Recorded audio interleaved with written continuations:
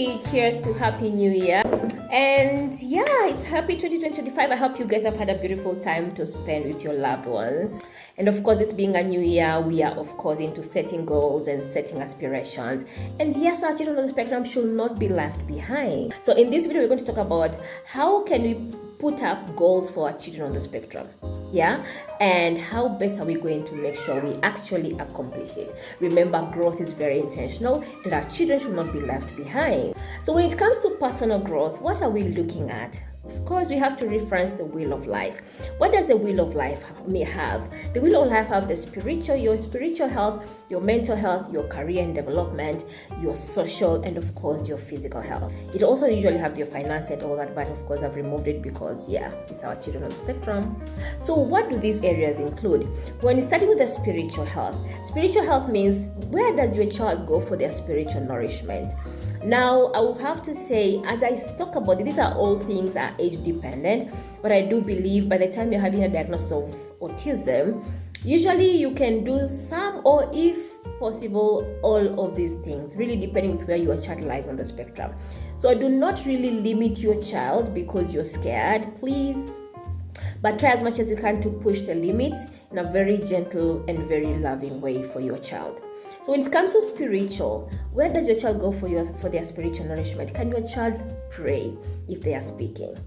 And even if they are not speaking, let them just now learn to know that people usually pray, and that's just by, the first step is put your hands together and bowing your head. Let them learn that. Then the second thing is looking at their career. Well, of course, when you think of career, you're like, oh my God, no, relax. The first thing is schooling. Does your child go to school? Yes, no? And do you have the goals of them going to school? Are they very clearly written to you? And then are they known by your teacher and also by you as a parent? And if possible, of course, by the child. Then the second thing is, which I think is the most important part of career, is skills of daily living. How much skills does your child have when it comes to their daily living based on their age? And of course, the third aspect when it comes to career is their talent development. Are you intentional in identifying your child's talent, and what are you doing to make sure that your child's talent actually develops? Now, you may say, I don't even know if my child has any talent. We'll talk about interest, but the talent of a child on the spectrum lies in their interests and in their strengths. And when it comes to their mental health, yes, mental health is big for all human beings. How much support is there at home? Are you offering an environment where your child is accepted and loved for who they are? And of course, their physical health. And of course, I'm a pediatrician, and this means you need to do your medical checks. You need to do your dental checks, especially for those kids who are at the age where they are in the process of losing their milk teeth. You have to be very intentional for their dental checks. And of course, we have to exercise and play. Allow your child to play with their peers. And the fifth thing is their social health. For social health, we look at, do they have friends? How do they interact with their friends? How much support do they have with their siblings? Okay? And how intentional are you when it comes to you exposing your child to different places, different experiences, and different activity? Remember, you have to prepare your child before exposing them. So that's the wheel of life. Now we come to, what pointers do you have to put in mind when it comes to now creating the plan for the year for your child? The goal is to make sure that your child grows, and we said growth is intentional. Your child feels loved, your child feels supported, and your child feels accepted for who they are. Okay? Now, before I even start, what you need to know is, the question you need to answer is, do you know how your child processes their senses? And if the answer is no, I did a course, and I'm going to tag it on the description box below.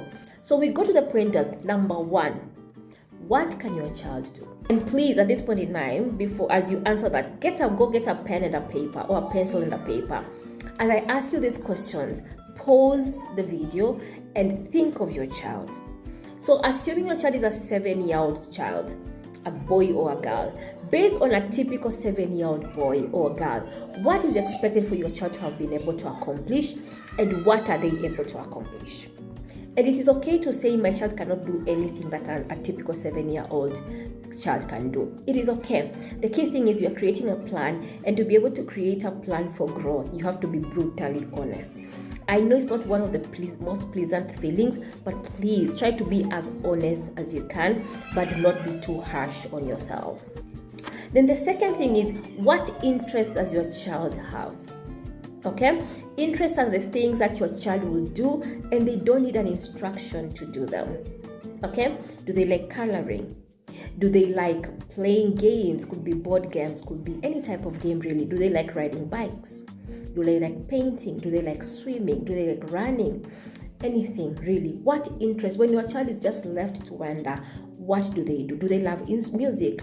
Do they hum? Do they like playing instruments? Anything really. If for example, if a 7-year-old, most likely they watch telly, what do they watch? What is their almost a default type of program? What do they watch? Those are their interests. Then the third aspect is their strength. What strengths does your child do? Strengths are the things that they can actually do with relatively much more ease as compared to other things or even as compared to their peers. Those are their strengths. Then the second aspect is, what would you want your child to accomplish? Now in this, the first bullet is this: what challenges does your child have? Now when you compare to a typical 7-year-old child, what things have they not been able to accomplish? Okay? And what exactly is the issue? So for example, if the issue is the fact that maybe their cognition development is not as compared to their age, then that's fine. That's the issue. Okay? And so based on where you see your child, what is their cognition age based on what they can be able to do? So here you list all the challenges and what you think the issue is. Okay, and we should be very frank. I know of some parents who have, I remember talking to one of the mom. She told me she has a daughter who's 7 years old, and this daughter is fine, fine, quote unquote, but she's so scared of this child being able to bath. So I asked her, have you ever taught your child how to bath by themselves? And the answer is no. So what this parent did is, she hired a nanny specifically to take care of this child.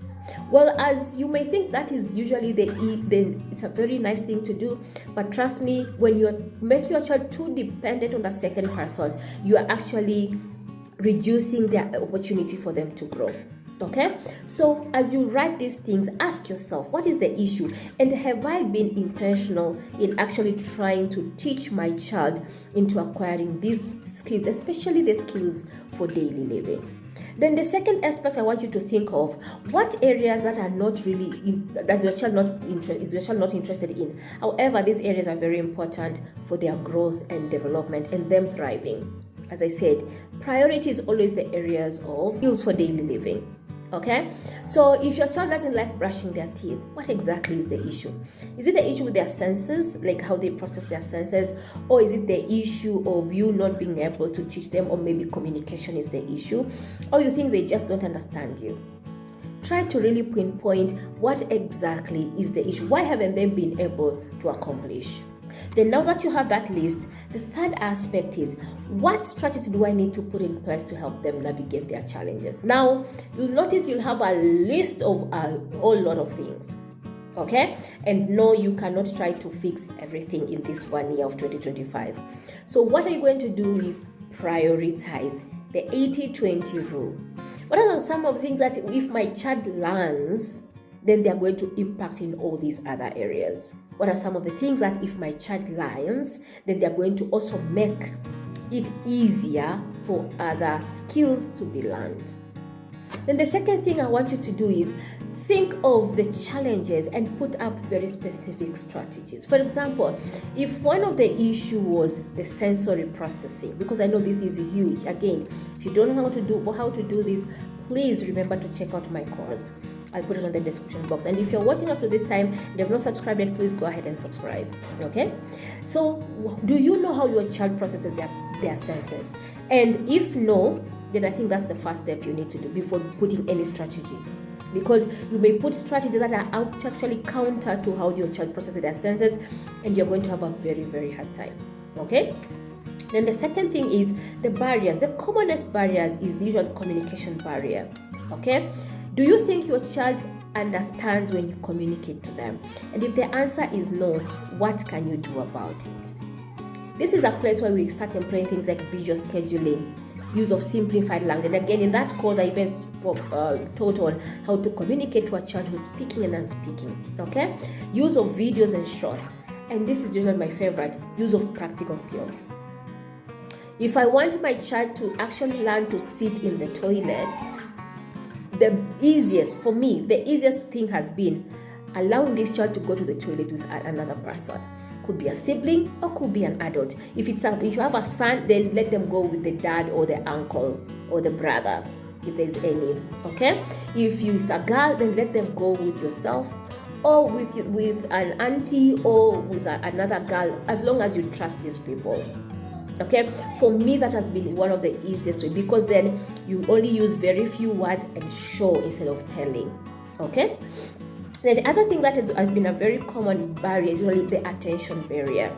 Okay, so if for any reason whatever you are teaching is not, your child is not just interested in, then you need to make sure that you break this skill into small steps. Try to make it as interesting and entertaining as possible. Okay, now you really also have to be very creative based on the challenge that you're trying to address, and then try to put the learning of this skill in the middle of the things that are interesting to this child. Okay, so you may say every time we do this one thing that we are interested in, then we go to this thing that we have to learn. So once you've been able to put up those strategies, the fourth thing is creating a routine for each skill. Now, this is a hard work because a routine looks like this. If you're learning to bath, what you first need, before you teach your child how to bath, what you first need to do is think of the theory of bathing. If I want to go to bath right now, Neema, what do I need to do? You need to sit down and think of, this is everything that I have to do. Then once you've been able to do that, break it into small practical steps. Now, because one of our children's challenges is the communication barrier, the use of visual aids comes in handy. So for bathing, the before, these you just show the pictures, the during, and then the after. Okay, so once you're done with that, now that's when you start now to teach your child. You create a routine in each skill, and this is for every skill. Remember two things: patience and consistency.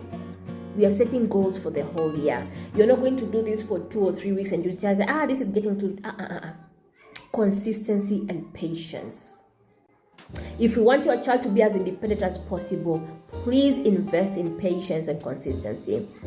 Teach yourself to be patient, teach your child to be consistent, and you are going to see results. I promise you. I've seen it work with my son. Okay? Then the fifth thing is, what talents are you going to grow in your child this year? Now, yes, we are trying to teach new things for our children, but also we need to strengthen their strengths, okay? And where we need to invest in their talents and their interests. Now, for most people, I think I've spoken to quite a number of parents, and they'll always say, I don't think if my child has any talent or interest. I think you just need to be more observative and try to expose your child more. I don't believe if there's anyone who doesn't have a talent in this world. There's always something you can do with ease and maybe better than most people, okay? And those are what we consider to be talents and interests, okay? So you always say you choose based on what your child likes, not what you like. And of course, you also, as you're trying to do this, try to think of the future goals. How best can I be able to use this talent? Okay? And if you think you're completely blank, it is okay. What I can challenge you is, for this year, try to be very intentional in exposing your child to as many things as possible. Try as much as you can. And from there, you may be able to pick ideas on what works best for your child. Okay? Please. But if you already know what works best for your child, try to be very intentional in investing in these things. And the sixth thing is my favorite, celebrating small wins. Now we're in January. This is where we do the groundwork. So as you put up a plan and you put up small goals that you think your child needs to accomplish, please do not put a lot of things that will also overwhelm you. Just put things, as I said, use the Pareto rule, the 80-20 rule. Think of few things that will have huge impact. Okay, because again, you don't want to also have a lot of things, because also these kids need to live their own lives. Yeah, it's not like they're only going to be living in this small frame that you're creating right now. No. Okay, so put their activities that have huge impact into your child's milestones and see your child accomplish one after another. Okay, and every time they accomplish a milestone, please make a big deal out of it. Okay, if you have any challenges, please just put on the comment section. If you want any clarifications, please post on the comment section on what you want me to talk about when it comes to putting up this vision board or a plan for 2025, because our children will grow. I really hope you have found this to be helpful, and if you're watching, please go ahead and subscribe and share this to as many parents on the spectrum as possible. I believe every child on the spectrum, regardless of where they are on the spectrum, really can be able to live a life of meaning. Some may need more help than others, but if we are intentional from a very young age, we can really change the story of these children.